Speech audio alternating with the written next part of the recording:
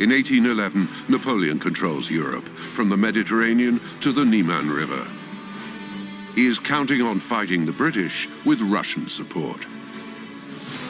Since his victory over Tsar Alexander in Friedland in 1807 and the Treaty of Tilsit, France and Russia are officially allies. But Alexander doesn't support Napoleon's expansionist strategy. And irrespective of their treaties, Alexander allows English merchant ships access to his ports. For Napoleon, Russia's behavior makes it an enemy of France.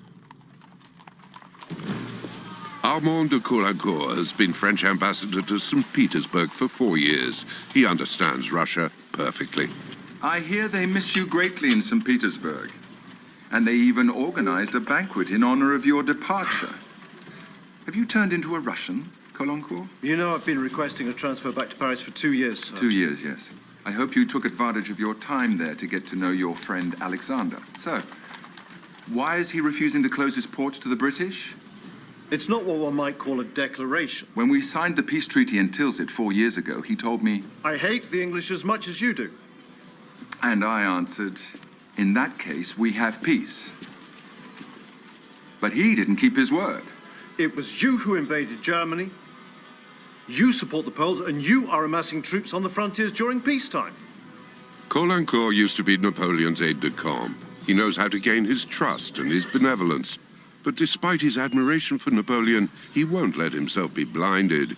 He can clearly see his game, and he fears for France. Nothing can justify this campaign you're leading so far from Paris.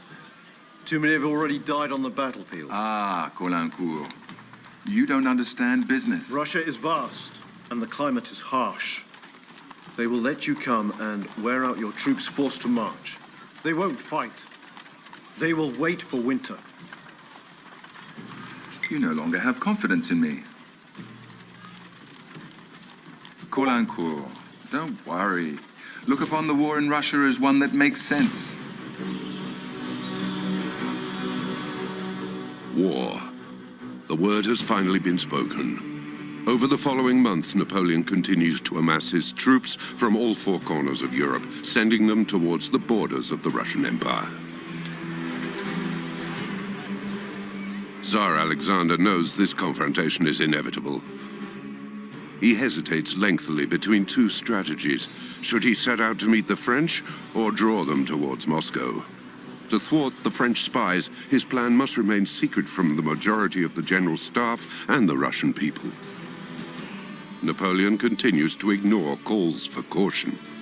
As Caulaincourt noticed, he had gone back down that irresistible path towards his destiny.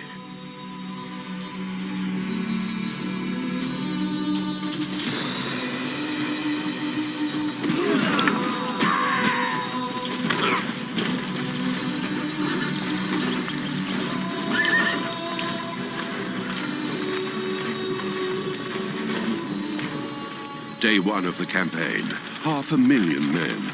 They speak French in the ranks, but also Italian, German, Polish, Portuguese, and Spanish. It's an army of 20 nations.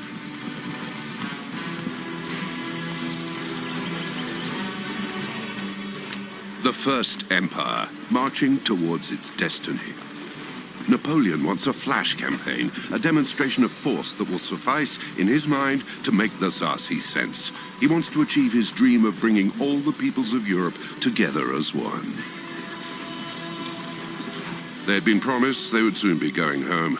But beyond the Niemen River, which marks the frontier between Poland and the Russian Empire, they are entering the unknown. The most important thing to say about the Grande Armée is that it's enormous. Biggest army anyone's ever seen in European history. The particularity about Napoleon's Grande Armée was that it had very high numbers of civilians. Some officers, even non-commissioned officers, brought wives and children with them, even mistresses. So the caravan was quite an assorted one. Some had been with him since the Egyptian campaign. They were the old guard and were the bedrock of the Grande Armée. They trusted and followed this man. To him, he was a star, a genius. Napoleon is enjoying the start to his campaign. He's made it. He's in the land of the Tsars. In a letter to his wife, Marie-Louise, he reveals his optimism and a certain indifference. My friend, nothing significant has happened. I'm in good health, but the heat is excessive. Napoleon's real adversary in terms of ensuring the French domination of Europe was England. His aim was to bring England to its knees and force it to make peace, and within this framework he made a pact with Russia in 1807. In reality, this was an alliance of the strong with the weak. For example, it obliged Russia to declare war on England and to cease all trade with the English. But the Russians were never able to respect this part of the agreement because trade with England was vital to their economy. Another, even more ideological element involved saying that going to war with Russia was about setting European civilization against Asiatic barbarism, in which Russia was complicit. If you asked the question of the Russians, they would have said that Napoleon wanted to conquer Russia. Napoleon wants to win the war quickly. He expects to defeat the Russian army within 2 months, force Alexander to make peace on Napoleon's terms. But he doesn't want to destroy the Russian Empire, and he doesn't want to chase Alexander off his throne. He wants to fight a limited war. For Alexander, the enemy to defeat is Napoleon, not France, of whose culture and history he's a big fan. He even likes speaking French as much as he does Russian. Sir, the Grande Armée crossed the Niemen this morning. Without a declaration of war? Impossible. The new French ambassador sent a note 2 days ago saying his mission was finished.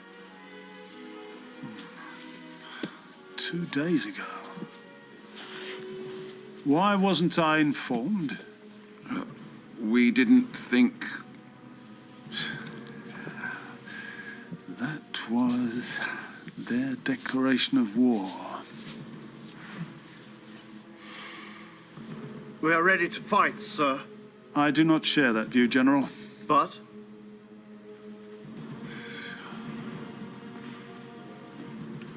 the Corsican wants a short war, the outcome of which will be determined by one of those victories that made his glorious career. He wants another Austerlitz. And we are going to deprive him of that pleasure.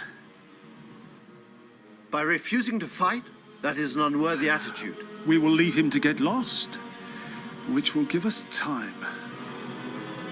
Alexander I is a complicated human being. He is, in some senses, a very wily and tough politician. In other ways, he's a very sensitive and easily hurt individual. Who wouldn't feel inferior to Napoleon in military terms back then? Alexander tried to command armies during the 1805 campaign, and that ended with a terrible catastrophe at the Battle